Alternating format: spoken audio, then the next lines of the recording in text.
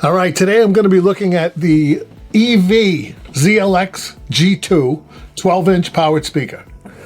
Electro-Voice makes some really good things. This product I bought mostly because of the price point, and I play live music. Primarily, I've been doing sound for a few bands, as well as occasionally DJing. This has some pretty good reviews. So it's 1,000 watts, and it weighs about 33 pounds, right around there.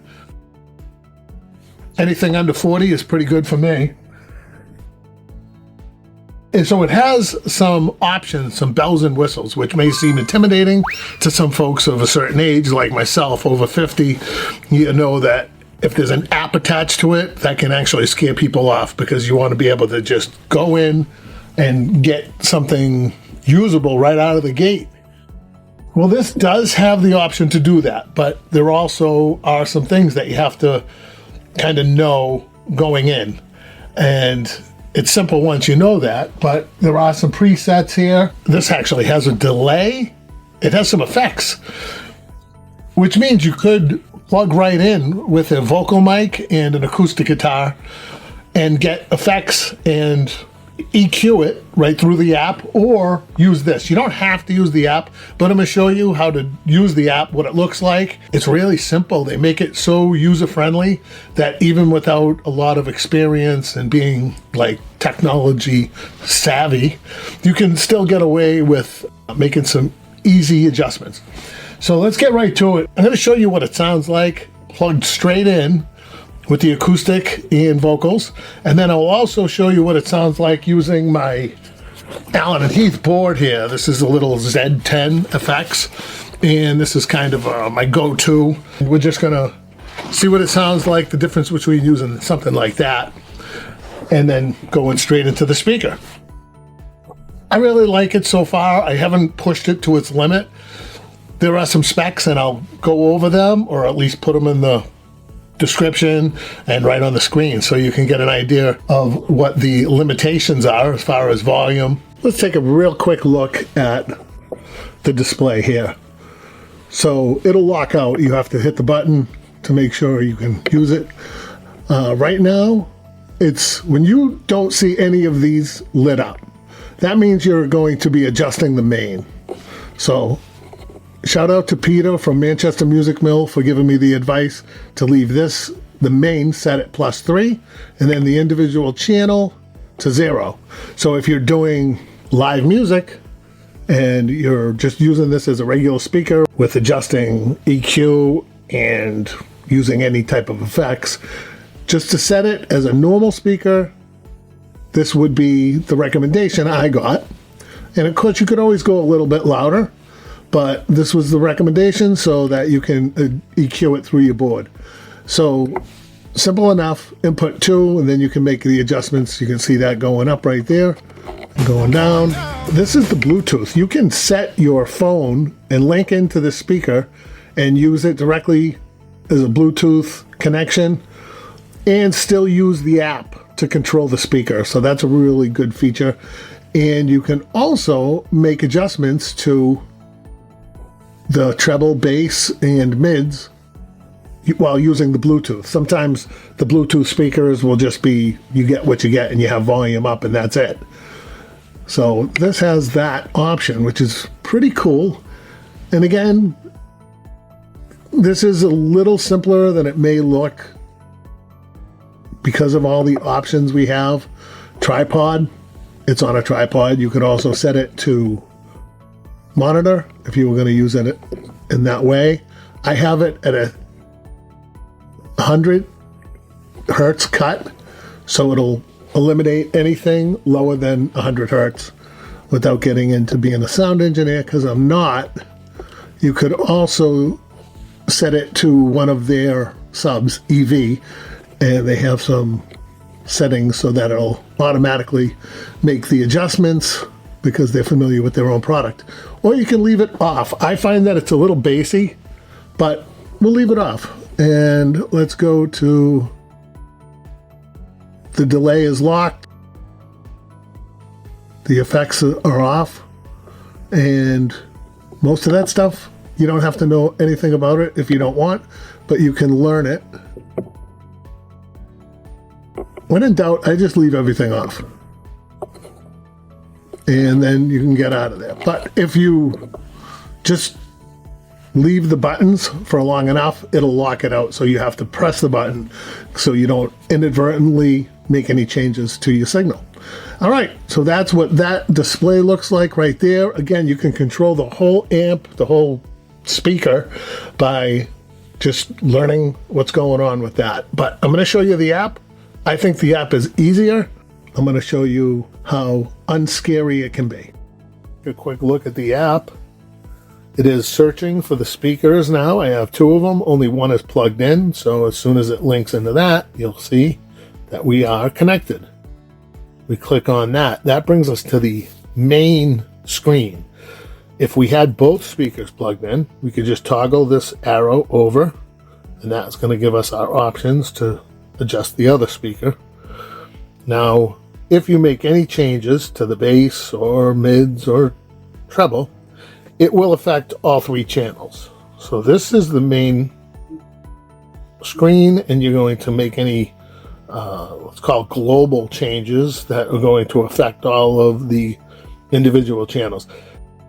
It's on club mode. Let's go to music, and that would be obviously for just connecting your phone with Spotify or whatever, and there's playing through there, or you want it to go to live, like a live performance, and it's going to make some built-in changes. It'll equalize it specifically for the purpose that you're using it. Same thing with the tripod. If you wanted to put it on monitor, it's going to make that change. Crossover, that's going to give you your options for your bass response. And let's see, we'll go back and delay. So we're not using all those. So I just hit speaker back.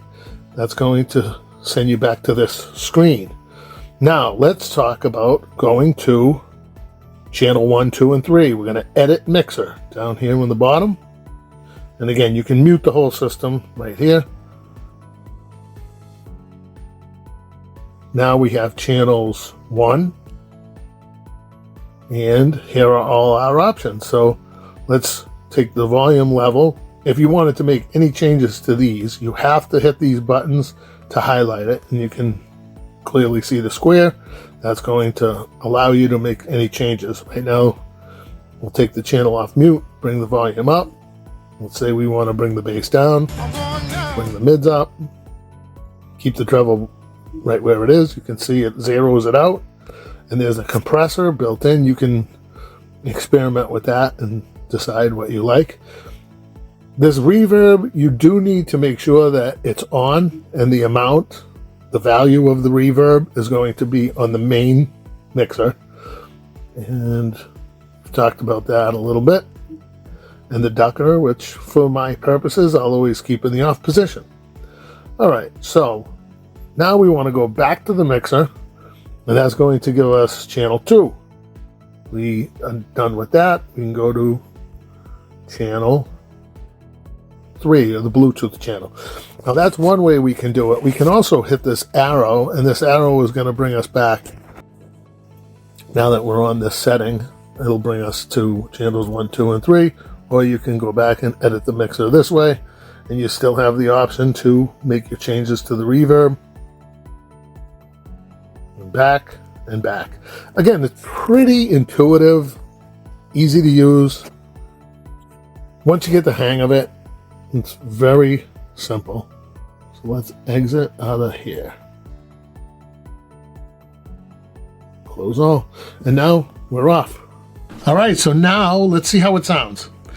It's always interesting playing speakers on YouTube because so many variables. For instance, how this is going to be picked up by the microphone, which is a Rhodes mic. It's a decent one on the video camera. And then how it's going to sound like what you're listening to out of. If you're on your phone, you're probably not going to notice much of a difference as we do some of these side-by-side comparisons. But if you run it through a good speaker, you might notice a difference. I don't know how that all works, but I do know that when I look at a demonstration or you know, a review of a speaker, I like to hear how it sounds. Even if it's just through my little phone speaker, gives you an idea and can get you excited about the purchase. This speaker is about $500 right now at the time of recording this video. So $500.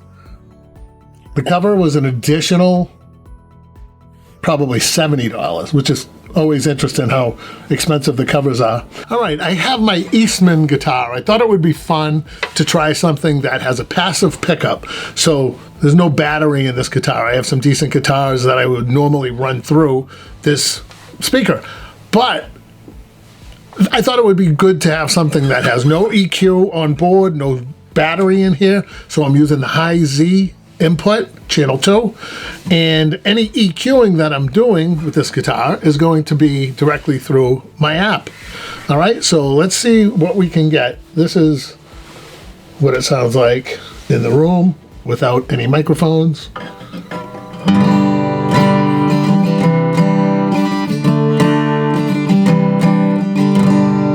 Now let's see what we can get. Let's go off the grid. Let's go on the run. Deep undercover, down low and hiding from everyone. Just steal away, wait out the rain. Walk along the tracks and we'll hop that rolling train. All right, so now I'm gonna plug into the board. Let's go off the grid. Let's go on the run. Deep undercover, down low and hiding from everyone. Just steal away, wait out the rain. Walk along the tracks and we'll hop that rolling train. I think that if you plug straight into the speaker, it's okay, it's serviceable. I might be able to tweak it a little bit more with all the settings, but going from the board into the speaker, at least to my ears, from like standing right next to it, it's clearer, it's a little, yeah, it's more present. It's definitely cleaner, clearer sound. And the Allen Heath is a nice board, so I've always had good luck with that. And I've tried other boards, and the preamps, whatever it is, the clarity on the Allen Heath is just great. So that's what I have, and I hope this has been helpful to you. As you can see, there's something I need to do. I cannot sleep, I'm in too deep. I just want to be off the grid with you.